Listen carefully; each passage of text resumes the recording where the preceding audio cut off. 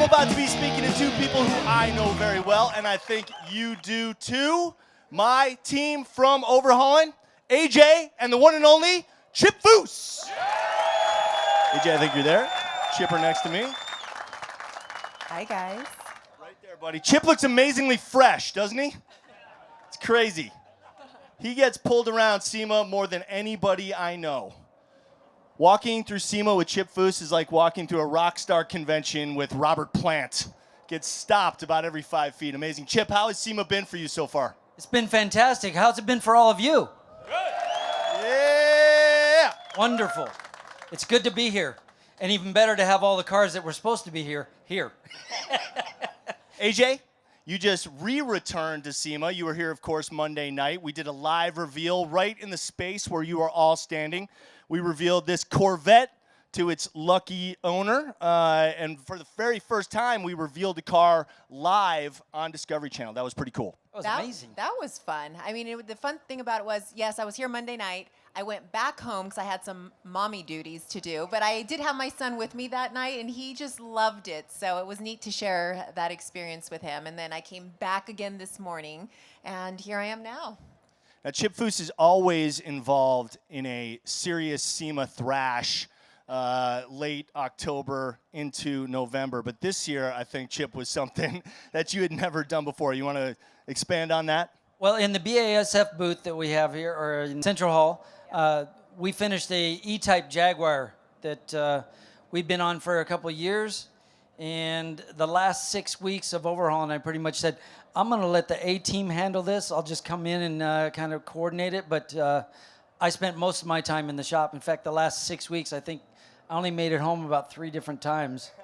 I was just sleeping at the shop, showering at the shop, doing what I could. But, you know, I know it was about every day and a half I was taking about a 15-minute nap. But we got that car here, and we pulled it out of the spray booth Thursday. And we had to assemble it and get it here. It left the shop Tuesday morning, which was the opening day here. It left at 1 o'clock in the morning. And Yesterday. We put it in the booth at 5 o'clock yesterday morning. So it is here. And definitely go by the BASF booth to check that 74 Jaguar Custom E-Type out because it's amazing. But I have to thank the entire crew at Foose Design and all the vendors that helped us to get it here for Glenn Woozy, who owns the car.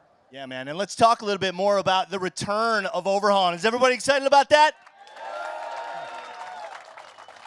We have been away from production for about 5 years. We actually took a 5-year break once before, so we're no strangers to that. But the best news is we are back, and Overhaulin is available exclusively on the MotorTrend app. And if you're a gearhead, this is your one-stop shop for everything that MotorTrend has to offer.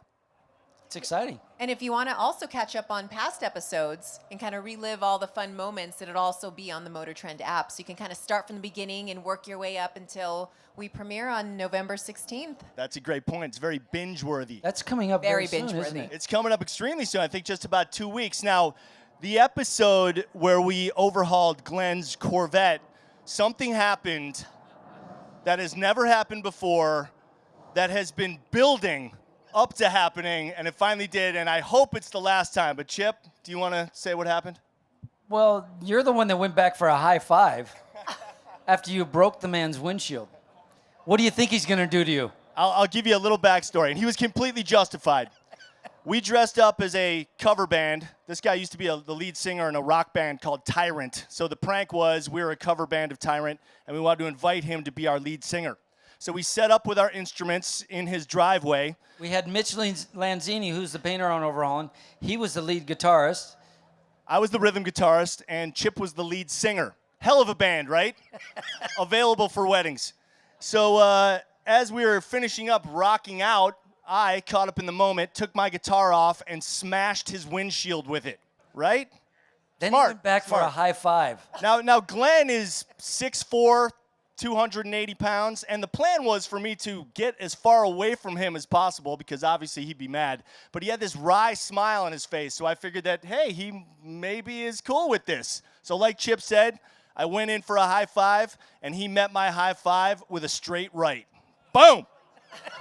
Right in the jaw. Caught me right in the jaw. I went down in a heap. My blonde wig flew off. My sunglasses went flying, and he was about to hit me again, and thank God Chip Foose came in, and what happened?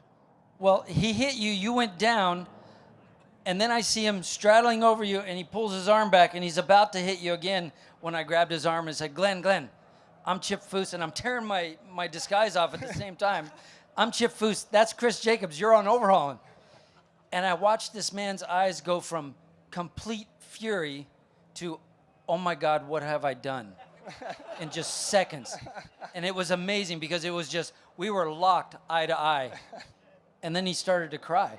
Yeah, he got emotional because he felt so bad about doing it. I mean, imagine the range of emotions this guy was going through, from mild amusement that there's a cover band in his driveway, to complete rage that his windshield's just been smashed, to total confusion that Chip Foose is now standing in front of him, to joy to sadness that he may have killed the co-host of Overhaulin.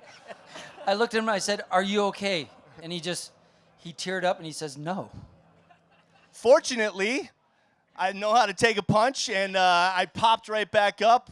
A little bit of a sore jaw, but I was no worse for the wear. In fact, the very next day, I was hosting Barrett Jackson. But before you even got up, you said, that's the first time I've taken a hit. That's right. It finally happened. So make sure to look out for that episode coming on the MotorTrend app. It's an instant classic, and like I said, hopefully it's never going to happen again, because if I get someone that pissed off, I'm headed the other way, not towards them. It was a learning experience. It was. Thank you. And you forgot to mention he's a former football player too. He played Yeah. football, so he's a big, husky guy. He's not small. He's definitely not small. I don't know. Was anybody here on Monday night when we revealed the car to him live? Anybody? Show of hands? No? It was a really cool experience. It came full circle. As a memento of the episode, we all signed the guitar that I smashed his windshield with, and we gave it to him on Monday night. You know, there was another thought that went through my head just as I grabbed his arm, and he turned and looked at me. And it was, I think I'm next. Speaking of next, let's throw it over to Tommy. I know he's got some questions for us up here. Tommy? All right, we've got Harry from Holbrook, New York. How you doing?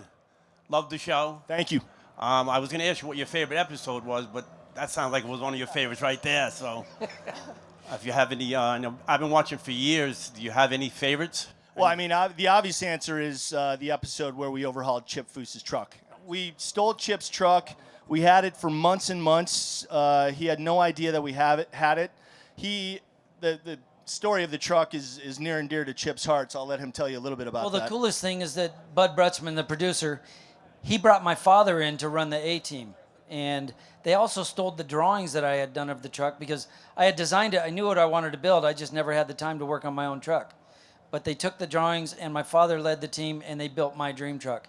And not only did they overhaul me, but I have a piece of my father's art as well as everybody else that worked on it. But pretty emotional for me. I remember one day, I had no idea that he was working on my truck, but it was about 3 or 4 months after it had been taken, and I was driving down the road, and I was pretty emotional because I bought that truck from my father when I was 14 years old.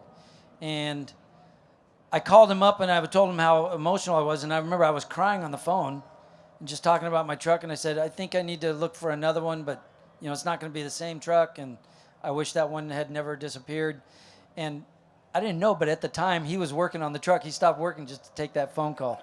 But when I got it back, I remember when the curtain, they pulled this curtain up, or dropped it, I forget which, but I looked at the truck, and just the proportions, I knew it was exactly what I had drawn. I ran to the back to look and see if it had the license plate on it, and it said Overlord on it, and Foose on the tailgate, and my dad was there, and the tears were real. It was a very, very special moment, and that's why far and away, it's when I ask people what their favorite episode is, they say Foose's truck, and it's my personal favorite episode too. So appreciate the question from you. I think the first thing I said was, "You're not supposed to do this to me." You did. That's exactly what you said. Tommy, you got another one? You bet. We've got Tim from the great state of California. Hey guys, love the show. Been watching for years. What is the exact process of how you pick a vehicle you're going to do on the show? People pay us. Oh, cool. I got a lot of money. Well, I think first and foremost, the car has to be able to be done. It can't be so far gone that we can't do it. Second, most importantly, is the story. We like to do vehicles where there's a family connection, an emotional connection. But you go online, and submit the car there. So it's somebody that it's a loved one or a family member that submits the vehicle. They get looked at. We're looking for good cars, good stories, and a lot of times Bud will show me, Bud being the producer, AJ's husband, he'll show me a stack of submissions, and we'll go through, and that's a potential, and then this stack will go to the network, and they'll pick the cars and tell us which ones we can do. Yeah, it's a pretty big process. I mean, people think, oh, just submit, but it has to kind of meet certain criteria and, go through a whole range of people. And we literally get thousands of submissions every week. It's crazy. I think in the second or third season, we're getting between 3,000 and 15,000 submissions a week. Amazing. Tommy, one more? Let's do one more. All right, we've got Dylan from Minnesota. What is your guys' like a build that took the longest, or was this the hardest one that you guys have done, or stuff like that? Probably the Lotus. That's what I was going to say. Yeah, the Lotus for sure. I mean, it was a car that just kept giving us fits. It's a fiberglass vehicle. I mean, Well, the problem was the parts. We had ordered all these parts, and it took forever to get to them. So the car would just get stuck in the back of the shop while we waited. I think we spent 6 months on that build. and the most amazing thing is Chip, in a move of absolute classic hot rodding, actually built a table specifically for that build. Tell us about that, Yes. Chip. Well, the Europa has a very lightweight frame. And to put that much power in the back, I wanted to beefing that up. So we built a table and we narrowed the front suspension, pulled all that in so we could fit those. It went from 12-inch wheels to 18-inch wheels, and wanted to strengthen the whole suspension. So we built the table so that basically it's just a frame table. We could square everything up and make sure that everything was going to work and be strong and make sure it's safe. Thanks for your question, man. I think that's all the time that we got right now, but I want to do a little something with you guys right here. Just by, give me your throatiest yell. Who loves Chip Foose? Well, I thank tell you what, without this man right here, Overhaulin would not be what it is. He is the heart and soul of the show, and we are so happy to be back and bringing you guys new episodes on the MotorTrend app. If you haven't downloaded it yet, what are you waiting for? You get a free 14-day trial, and you can catch every single episode of Overhaulin right there at the app. Hey, I want to hear who loves Chris Jacobs. How about I love you AJ? guys. Yay! Thank you. Hey, and Now- we love you guys right back. Thank you so much for all of your many, many years of support. Believe it or not, it was 16 years ago when we started making Overhaulin. So it's come a long way, and we're still here. Thank you so much for your support. Appreciate you. Thank you. So much.